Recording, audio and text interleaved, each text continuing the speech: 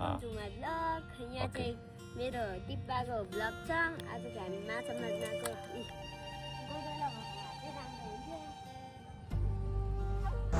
आज हामी असाध्यै मिल्ने छिट्टो क्लोज भएको मेरो प्यारो भती महाँसँग माछा मार्न गएको छौँ है त।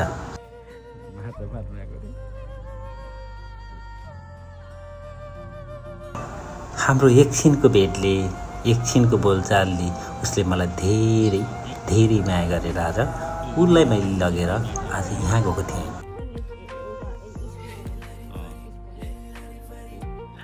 माछा मार्ने कोसिस गर्नुपर्छ माथि पक्का महत्त्व बुझ्यो।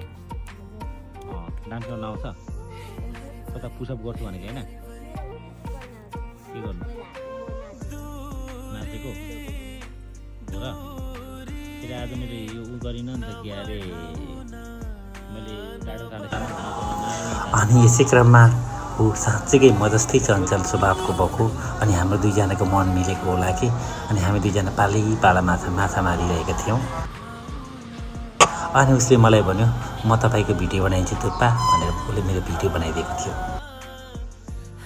अनि हामी एकछिनमा फेरि माछा चाहिँ हामीले मार्न सकेनौँ किनकि बाढी आएको कारणले गर्दा माछा पनि थिएन। उसको इच्छा पुरा गर्नु नै मेरो सबैभन्दा ठुलो कुरा थियो। उसले मलाई जाउँ जाउँ भनिरहेको थियो तर उसको मैले सानो इच्छा पनि पुऱ्याइदिएँ अनि खुसी लाग्यो। ऊ असाध्यै खुसी भयो अनि हामी दुईजना गफ गर्दै आयौँ। अहिले त ऊ बिबिचोकमा मेरो असाध्यै मिल्ने साथी अनि असाध्यै मलाई माया गर्ने भतिज जस्तै लाग्न थाल्यो। हामी सानो सानो कन्टेन्ट क्रिएटरहरू अब दुईजना मिलेर ल्याउँदैछौँ हजुरहरूलाई देखाउने नै छौँ। ऊ चाहिँ मेरो अब मनपर्ने मेरो साथी अनि भतिज है त। नुमहाङ बाबुलाई थ्याङ्क यू सो मच भन्न चाहन्छु। खुसी लाग्यो है हामी दुईजनाको सम्बन्ध सधैँभरि कायम रहोस् अनि रहनुपर्छ अनि दामी कन्टेन्ट क्रिएट गरेर भिडियोहरू बनाउनुपर्छ है त भतिज। ल नुमहाङ बाई बाई।